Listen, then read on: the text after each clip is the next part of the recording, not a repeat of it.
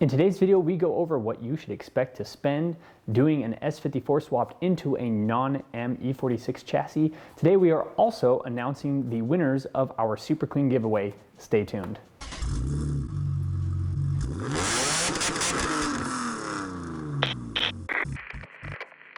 So as you can see, we have a lot of stuff to go over today, and I want to start our build list, this conversation between us, with the owner, you, not having a single car. So you do not own the wagon or the sedan, and you do not own the M3. And then we are basically going to be doing kind of a best case scenario, just straight across.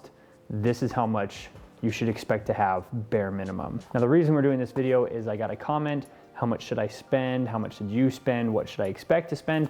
And instead of typing this huge long paragraph back into the comments that could be confusing or be boring, I wanted to answer that with a video. So like I said, let's go from the very beginning. You do not own either car. We picked up our M3 for $6,500. Now this car had been beaten fairly badly on the exterior of the car. It had been ran up onto a curb. The wheel was broken. It was on a set of wheels that didn't have very good rubber on them. It needed a clutch. The fender was bad. The front bumper was fixable. The hood had a hole in it. The suspension needed to be repaired, if not completely replaced. So I would say that a M3 in poor condition, you should be able to find for around that $7,000, $7,500 price tag. There are a couple more. I've seen some more pop up since we bought that one. We just got really lucky on that one. We told him, hey, you know, this is going to be going onto a channel. This is what we're doing with it. And I think that's one of the reasons why we got the car for a little bit less than average. Now, we spent $1,000 to go pick up the car. So if you exclude the picking up the car, if we're just talking about buying the cars and doing the swap, we're going to leave the M3 that we bought at $6,500 instead of the $75,000 it actually cost for us to go and pick up.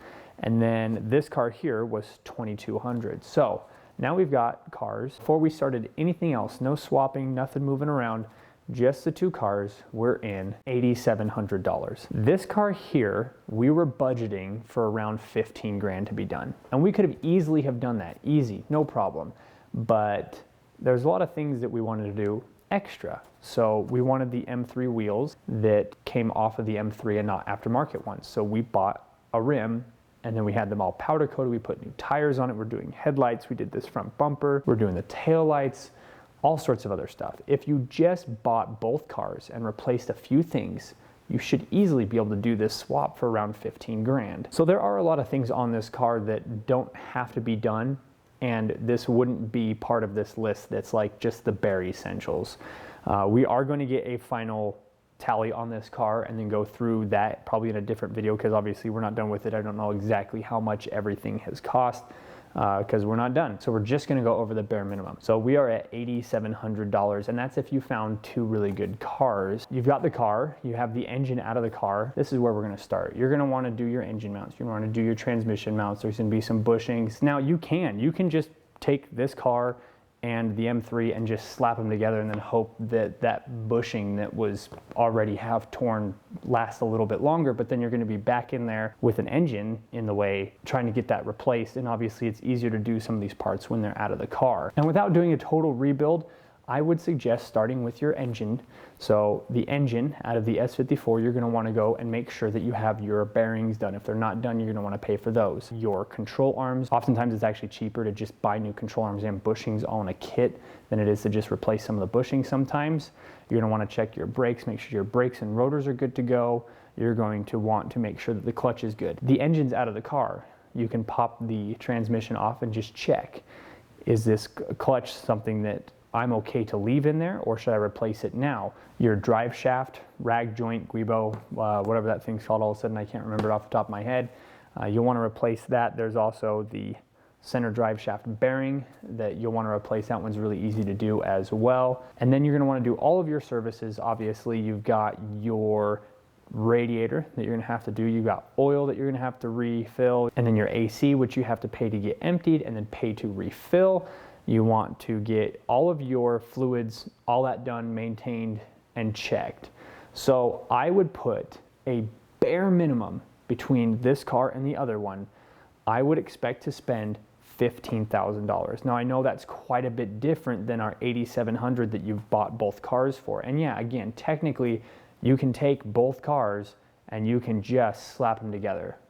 But I would really advise against that, because this is something that you had the engine out. You had the opportunity to replace that part or look at that pulley or anything like that, and you passed over it so that you could save money now and spend time and money later. And if you're not the one replacing that part in the future, you're gonna have to pay for that labor as well. Obviously, having a serpentine belt right in front of you is nothing. If you have to replace that serpentine belt after it's in the car and you pay somebody else to do it, now you've got your price up and you've dropped it off at a dealership and all sorts of stuff. And you have to explain to the dealership what the car is. Just do the maintenance when the engine's out. Do all your cleaning, all your checking, everything while the car is torn apart.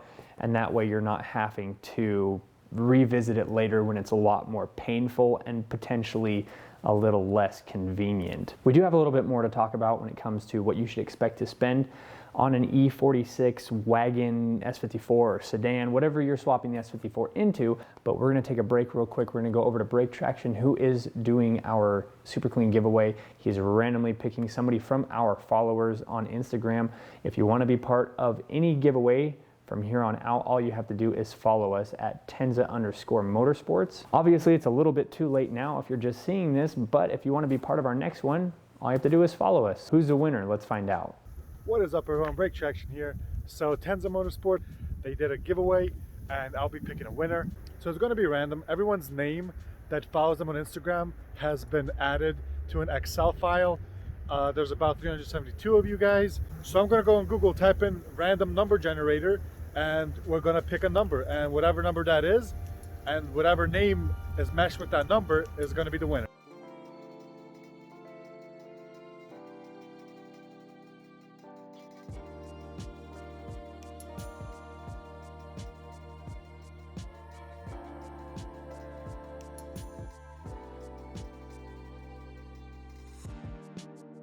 Well, congratulations and thank you, Brake Traction, for helping us out with that. You'll have a few days to claim your prize. If not, we'll be randomly picking somebody else if we don't hear back from you. So before we finish this video up, I want to talk about a couple other things on doing these M3 wagons. An M3 wagon and an S54 swap wagons are two completely different things.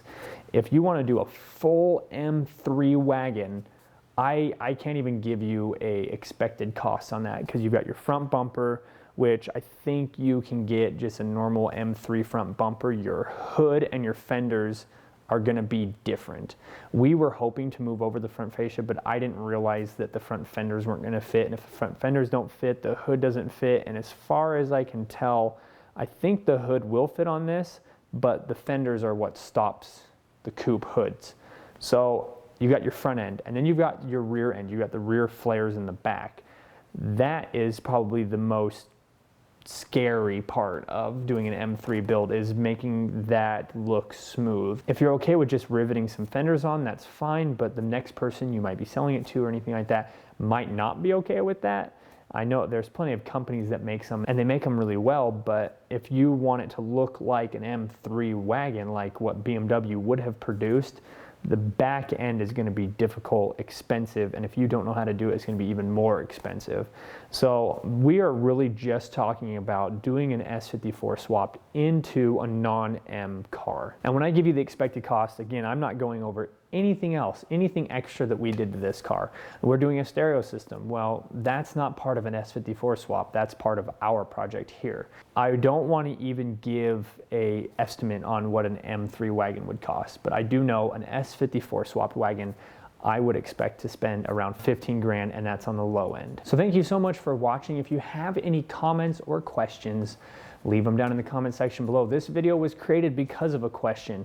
If you have a complicated question, don't be afraid to ask it. Maybe I'll do a video like this. I'll answer your question, and then you'll know exactly what you need to be doing instead of trying to decipher the reply you get from me in this huge long paragraph. I'll be able to talk directly to you. So again, make sure you comment, leave any questions if you have them.